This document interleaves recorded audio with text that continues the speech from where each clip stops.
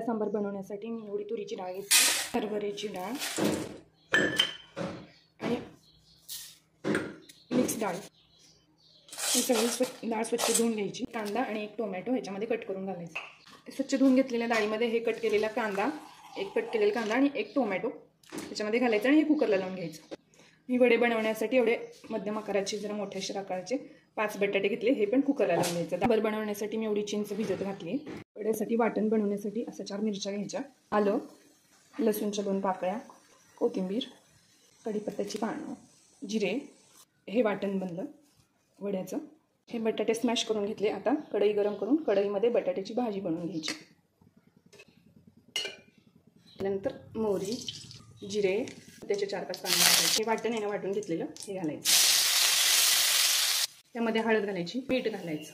सगळं हे थोडं परतून घ्यायचं आणि त्यामध्ये मॅश केलेले बटाटे घालायचे.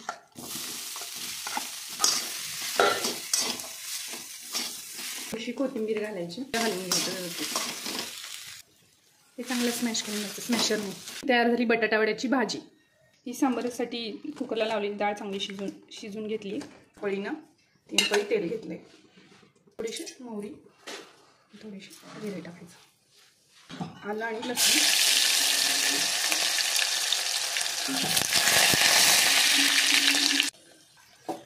ते टोमॅटो घातले.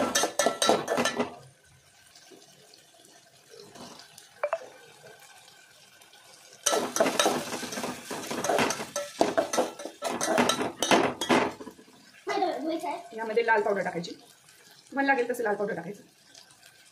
हा सांबर मसाला फोडणीमध्ये टाकायचा.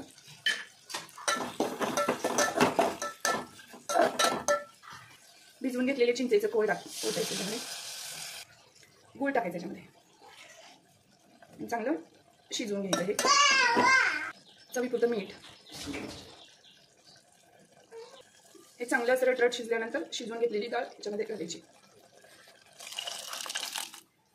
त्यामध्ये गरम करून पाणी घालायचं, मला जेवढं पाहिजे तेवढं.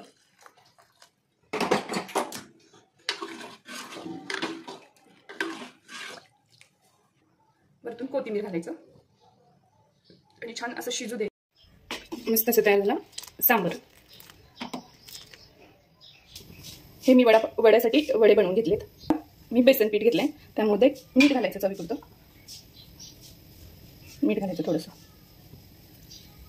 थोडीशी हळद घालायची याच्यामध्ये आणि हे थोडं पाणी घालून चांगलं हे करून घ्यायचं, मिक्स करून घ्यायचं. मी आता कढईमध्ये तेल तापायला ठेवले.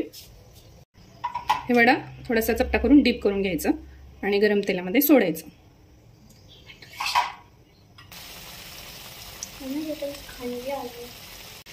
हे बघा, हे छान असं तयार झाले वडे.